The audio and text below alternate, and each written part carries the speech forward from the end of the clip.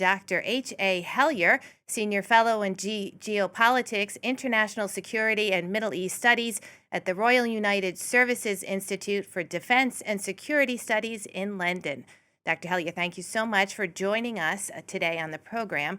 Now, we've seen this massive buildup of military might by the U.S., sort of similar to what Washington did with Venezuela. We were just talking to our correspondent in Iran. He was talking about some negotiations. What are Iran's options at this point?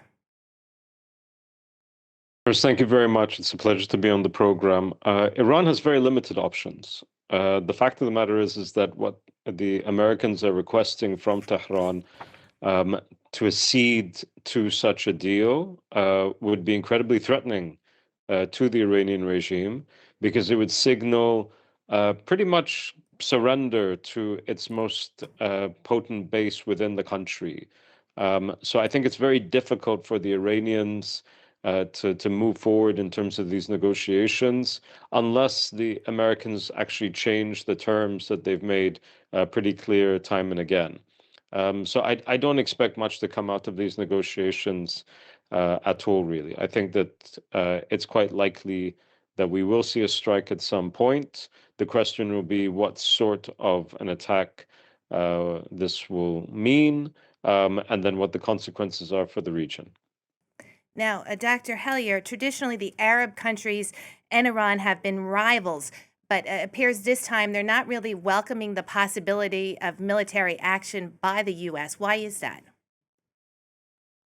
So first, I wouldn't really term it as rivals in the sense that when it comes to most of the Arab Gulf, not the Arab countries in general. Remember, there are 22 members of the Arab League. We're really talking about countries in the Gulf. Countries in the Gulf have been very critical of Iranian interference across the region, and quite understandably so. Having said that, it's not simply this time that they've been very clear in their opposition to any type of external military strike on Iran. They were clear about that last year. They were clear about that earlier this month, including, incidentally, countries that have been very publicly and very vocally opposed to Iranian intervention in places like Syria, Lebanon, Iraq, Yemen, of varying degrees, I might add. But I think that this is very clear to the extent that even the UAE, which has been very clear in its opposition to Iranian engagement across the region in a nefarious fashion, have been very public about their opposing any type of military strike, and making it clear to the Iranians that if one were to take place, it would not involve the UAE, and it would not involve the usage of any UAE bases or anything like that. Right. As you mentioned there, the U.S. does have bases with some of these Gulf countries, and they've said that they don't want them to be used for a strike or to have U.S. Jets flying over. So is that now then limiting the options that the U.S. has? Trump's talking tough about a military attack, but if his regional allies aren't in support, does that impact the decision making here? I think when it comes to the Trump administration, if Donald Trump decides that he wants to strike Iran, then he's going to strike Iran. He may not get the full cooperation of his allies in the region to do so, but I don't think that's going to stop him. We've seen the US president make it very clear that when he wants to engage, even in actions that might be deemed reckless, he goes ahead and he does it. He's done this with regards to Venezuela. He's done this with regards to Iran last year. I suspect that and we're only talking about the first year of his presidency. I suspect there will be other episodes like this going forward. But it does mean that he will be very clearly, if he does go forward with the strike, he'll be going very clearly against what's pretty much a consensus in the region. The only state in the region that would support such a strike would be the state of Israel. And Israel has already, I won't say lost, I think it's completely absent of credibility in the region when it comes to regional stability because of its genocidal war on Gaza, the invasion and occupation of territories in Syria and in Lebanon, and so forth. Yeah, thank you for bringing up Israel. I just wanted to follow up on that, ask you. Israel Mm. sees Iran as an existential threat, but if the regime is toppled, if that's one of the things that comes out of possible military action, could that pave the Mm. way for something worse to spring up in its place? And is that what is a major concern here? I think that is a major concern because I think if you do see a toppling of the regime in Iran, there isn't an easy answer as to having some sort of, smooth transition thereafter. The regime itself is probably in the weakest position that it's ever been in, at least in the last few decades.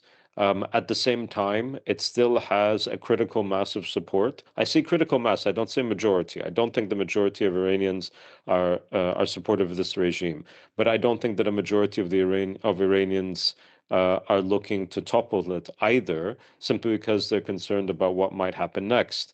And in any intervening period between the ending of one regime and the building of a new political dispensation, there can be a lot of chaos. And I think that that's really where the largest mass of Iranians actually are, in that space where they're not supportive of the regime, but they're worried about the chaos that might unfold in the event of a toppling. So I think that that's also where the region's leaders are as well. That they're concerned that okay, we don't like the Iranian regime. We think that it's damaging across the region, but we would prefer to try to contain it. We would prefer to try to minimize its impacts or effects because we're worried what would happen in the event of a toppling. The uncertainty principle, I think, here really motivates a lot of calculations. And Dr. Hellyer, one final question. I want to circle back to those negotiations because we know that Iran has sent envoys to Turkey. Egypt, too, has spoken with the Steve Witkoff, the U.S. Middle Eastern envoy there. With all of this that's happening, the hard thing, I think, is nobody really knows what Donald Trump is thinking. So that makes it hard to have successful negotiations. Do you think that's a fair assessment? I mean, if they don't know what the end game is, how do you negotiate with that? I mean, that's a fair point, but honestly, I think that the main issue here is that the Iranian regime is really stuck between a rock and a hard place when it comes to these negotiations in any event. The demands that are being made by Washington, D.C. are quite maximalist.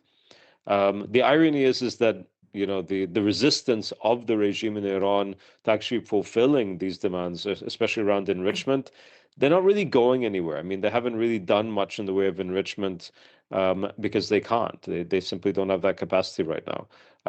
But I think that it's much more, how should I say, consequentialist than that, in the sense that if the Iranians were to fold, then it would really send a message to that ideological base within the country. And I think that that's what would probably concern the ruling elite in Iran at present. They need to hold on. And it may well be that there will be strikes and they will look as though they can't provide security to the population, which is, breaking a part of the quote unquote social contract that they have. But I think that they would prefer that outcome as opposed to appearing as though they were willing to buckle with the United States. So really, they are stuck between a rock and a hard place. The idea of reforming the system in Iran, I think, is really difficult. I'm not sure that there's a way to do that unless you basically admit that the revolution is over, and they're not willing to do that. Dr. Hellyer, thank you so much for sharing your analysis with us today. It's always a pleasure to have you on the program. That's Dr. H.A. You're most Hellyer kind. from the Royal United Services Institute for Defense and Security Studies in London.